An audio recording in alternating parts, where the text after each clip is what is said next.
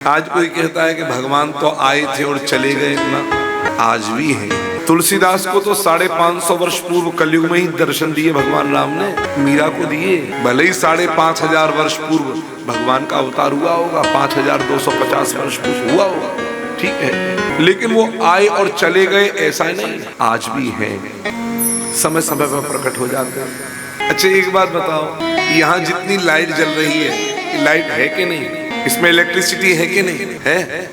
बिजली है। अचानक अंधेरा हो जाए तो कहा जाए बिजली चली गई, ये कहेंगे।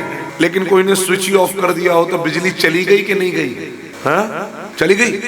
अगर किसी ने स्विच ऑफ कर दिया है तो बिजली चली गई कि बिजली है, लेकिन हमको प्रकाश दिखाई नहीं दे रहा क्योंकि बंद कर दिया है। लेकिन विद्युत तो है, उसका अस्तित्व है कि नहीं?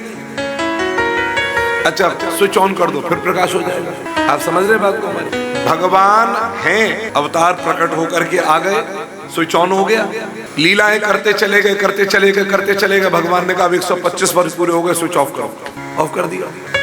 तो भगवान चले गए क्या? स्विच ऑफ है, केवल स्विच ऑफ है। तो कहा फिर महाराज हम तो देखना चाहते हैं उनको, कैसे होगा? स्विच ऑन करने की दरकार है, कैसे ऑन होगा? बोले प्रहलाद जैसी भक्ति आ जाएगी तो स्विच ऑन हो जाएगा। आज भी भगवान प्रकट हो सकते हैं, लेकिन सूरदास जैसे रस भरे ठाकुर जी को रिझाने वाले पदों को गाने वाला कोई हृदय तो चाहिए, मीरा जैसी कोई भक्ति तो चाहिए, प्रहलाद जैसा समर्पण तो चाहिए, तुलसी जैसा वैराग्य और अनुराग तो चाहिए। जिनकी आंखों की रोशनी नहीं होती उनको भी सूरदास कहते हैं। आज कितने सारे सूरदास हैं इस दुनिया में, लेकिन जो उन सूरदास के पदों में स्वाद था क्या आज है वो?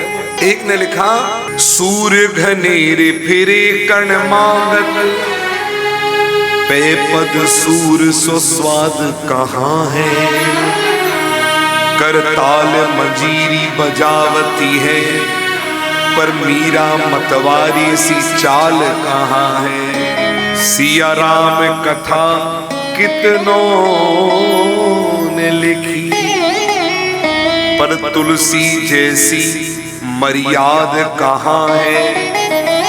नरसिंह बसे प्रति खम्बन में, पर काढ़े को प्रहलाद कहाँ है।